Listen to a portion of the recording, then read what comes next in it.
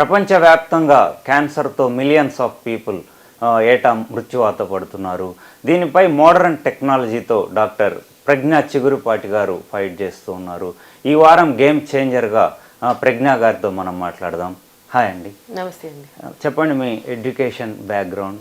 Education అంటే schooling అంతా ఇక్కడ గీతాంజలిలో జరిగిందండి, 10th గ్రేడ్ దాకా. దాని తర్వాత ఇంటర్ అనేది కాకతీయ మెడికల్ కాలేజ్లో, ఇట్స్ బైపీసీ. దాని తర్వాత రామచంద్ర మెడికల్ కాలేజ్లో ఎంబీబీఎస్, దాని తర్వాత ఎంఎస్ జనరల్ సర్జరీ కూడా అక్కడే అయింది.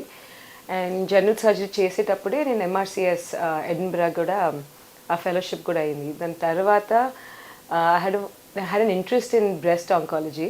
సో టాటా మెమోరియల్ హాస్పిటల్లో ఒక 3 months ముందు పనిచేసిన తర్వాత ఎగ్జామ్స్ రాస్తే దాని తర్వాత I got the fellowship, the HBNI fellowship అని. ఇట్స్ 2-year బ్రెస్ట్ మీద ఫోకస్ చేసే ఫెలోషిప్. దాని తర్వాత రీకన్స్ట్రక్షన్కి, బ్రెస్ట్ రీకన్స్ట్రక్షన్ అనే దానికి నేను యూకే వెళ్ళి ఒక సంవత్సరం అక్కడ వర్క్ చదివి 2 దాని తర్వాత వచ్చి సెటప్ క్లినిక్.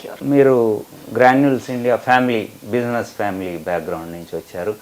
ఈ ప్రొఫెషన్ ఎట్లా అంటే మొదలు పెట్టేటప్పుడు 11th and 12th తర్వాత నాకు అసలు ఎక్కడ ఏం చేయాలో I was a little confused. So like every Indian girl, Indian child, అమ్మా నాన్న సైన్స్లోకి వెళ్ళమంటే వెళ్ళాను. సో ఎంబీబీఎస్ కొంచెం కష్టం అనిపించినా కూడా దాని తర్వాత జనరల్ సర్జరీ చేసేసరికి I was just very very interested in it.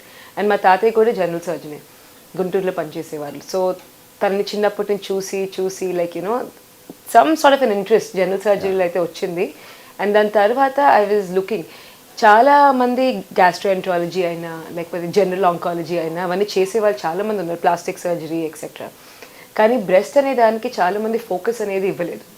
And కొన్ని పర్సనల్ సర్కమ్స్టాన్సెస్ వల్ల కూడా I decided to do breast surgery and then went ahead in Tata memorial. But business అనేది I don't think I was ever inclined towards it. And parents కూడా ఎప్పుడు చాలా motivate చేసి ఇంకా science బ్యాక్గ్రౌండ్లోకి పుష్ చేసేసారు.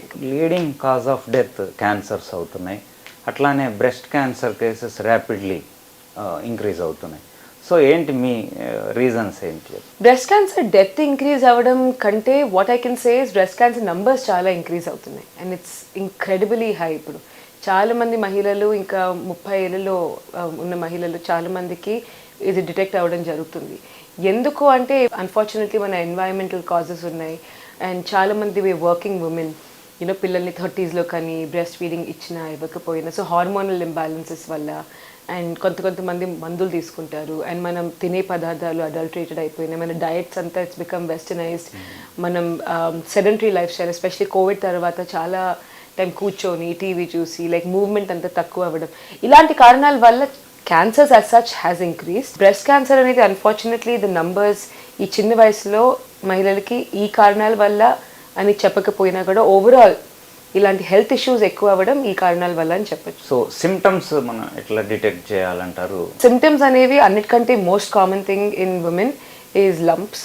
బ్రెస్ట్ లంప్స్ అంటే బ్రెస్ట్లో ఉన్న గడ్డలు అన్నిటికంటే కామన్గా ఉంటాయి. లేకపోతే స్కిన్లో ఏదైనా మార్పులైనా, నిప్పుల్లో ఏదైనా చేంజెస్ అయినా, నొప్పి, అన్కంట్రోలబుల్ నొప్పి అయినా, ఇలాంటి సిమ్టమ్స్ ఉంటే అన్నిటికంటే ముందు డాక్టర్ని అయితే సంప్రదించాలి. బికాస్ చాలామంది ఏం చేస్తారంటే ఈ సిమ్టమ్స్ అన్నీ ఉన్నా కూడా సర్లే పోతాయి, లేకపోతే చిన్న లంప్ అని ఇగ్నోర్ చేస్తారు. అండ్ దానివల్ల మన కంట్రీలో at least 50% of the cases are advanced, అంటే అడ్వాన్స్డ్ స్టేజ్లో వస్తారు. అంతేకాని అండ్ బ్రెస్ట్లో ఏదైనా సిమ్టమ్స్ ఉంటే హాస్పిటల్కి వెళ్ళిపోతారు.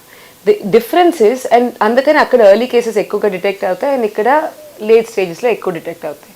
సో ఎనీ సిమ్టమ్స్ ఉంటే ముందు వెళ్ళి బ్రెస్ట్ సర్జన్ అయినా, దగ్గరలో ఉన్న హాస్పిటల్లో ఎవరినైనా కలిసి